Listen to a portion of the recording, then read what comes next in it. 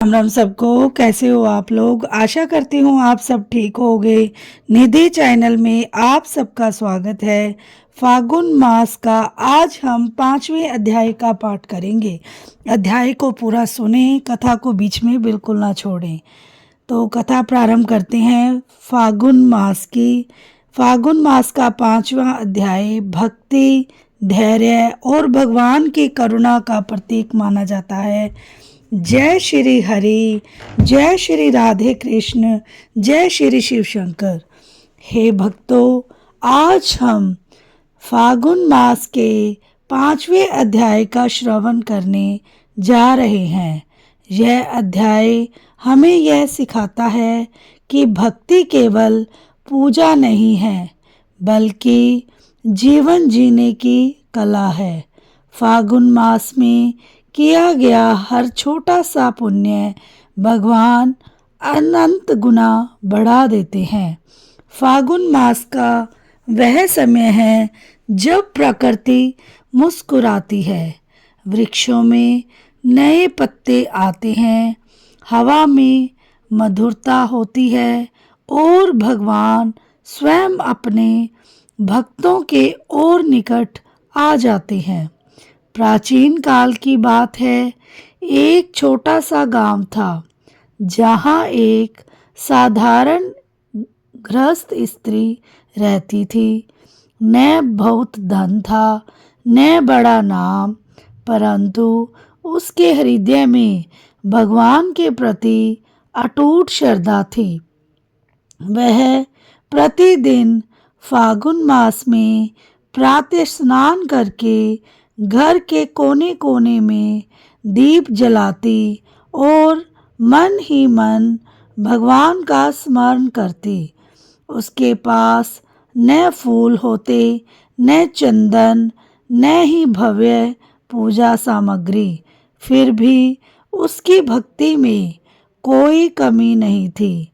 वह कहती थी, हे प्रभु, मेरे पास देने को कुछ नहीं है, बस मेरा मन है और वही मैं आपको अर्पित करती हूँ। फागुन मास की महिमा का अनंत महत्व है। शास्त्रों में कहा गया है कि फागुन मास में बिना मंत्र के जप भी फल देता है, बिना विधि की पूजा भी स्वीकार होती है, बिना दिखावे की भक्ति भी भगवान तक पहुंच जाती है। यह मास दयालु है, करुणामय है।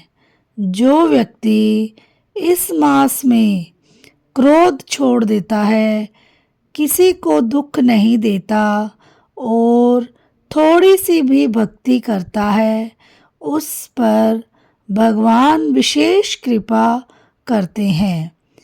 एक दिन उस स्त्री के जीवन में बहुत बड़ी कठिनाई आई। घर में अन्न समाप्त हो गया, बच्चे भूखे थे, मन बहुत व्याकुल था। उस दिन उसके पास दीप जलाने के लिए तेल भी नहीं था। आंखों में आंसू लेकर वह बोली, हे प्रभु, आज मेरे पास दीप भी नहीं, पर मेरा विश्वास अभी भी आपके पास है। उसने केवल 2 हाथ जोड़कर भगवान को प्रणाम किया। भगवान की लीला को देखिए। हे भक्तों, कहते हैं, जब भक्ति सच्ची होती है तो भगवान स्वयं व्यवस्था करते हैं। उसी दिन गांव में एक संत आए। उन्होंने उसी घर का द्वार खटखटाया। उन्होंने कहा, माता, आज मुझे भोजन कराओ। स्त्री के पास कुछ भी नहीं था, फिर भी उसने मन में कहा, जो होगा प्रभु करेंगे। और तभी पड़ोस से सहायता आई। किसी ने अन्न दिया, किसी ने सब्जी दी और उस दिन संत ने भोजन किया। संत ने जाते जाते कहा, माता, फागुन मास में तुम्हारी भक्ति ने तुम्हें अमर पुण्य दिया है। अध्याय 5 हमें यही सिखाता है कि भक्ति धन से नहीं होती, भक्ति दिखावे से नहीं होती, भक्ति होती है विश्वास से। अगर आपके पास केवल एक दीप, एक नाम या केवल 2 आंसू भी हों तो भगवान स्वीकार करते हैं। शास्त्र कहते हैं, जो स्त्रियां फागुन मास में घर के कार्य करते हुए भगवान का स्मरण करती हैं, भोजन बनाते समय नाम जपती हैं, बच्चों को संस्कार सिखाती हैं, उनका पुण्य यज्ञ के समान होता है। ऐसी स्त्री का घर कभी खाली नहीं रहता।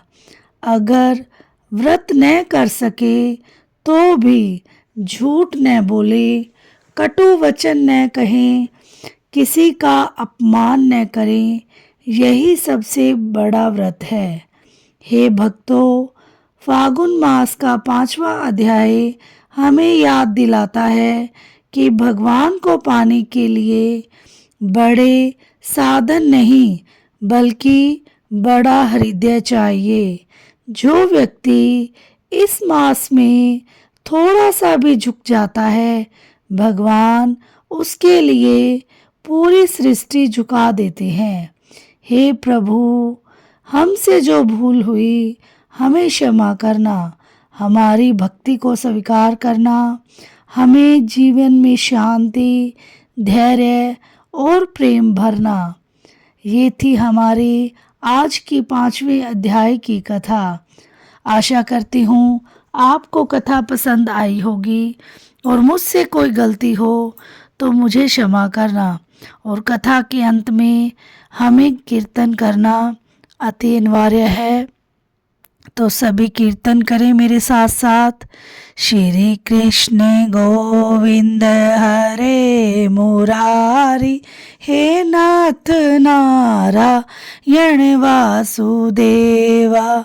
श्री कृष्ण गोविंद हरे मुरारी, हे नाथ नारायण वासुदेवा। हे नाथ नारायण वासुदेवा, हे लक्ष्मी नारायण वासुदेवा। श्री कृष्ण गोविंद हरे मुरारी, हे नाथ नारायण वासुदेवा। हे नाथ नारायण वासुदेवा, हे लक्ष्मी नारायण वासुदेवा। श्री कृष्ण गोविंद हरे मुरारी, हे नाथ नारायण वासुदेवा। हे नाथ नारायण वासुदेवा, हे लक्ष्मी नारायण वासुदेवा। श्री कृष्ण गोविंद हरे मुरारी, हे नाथ नारायण वासुदेवा।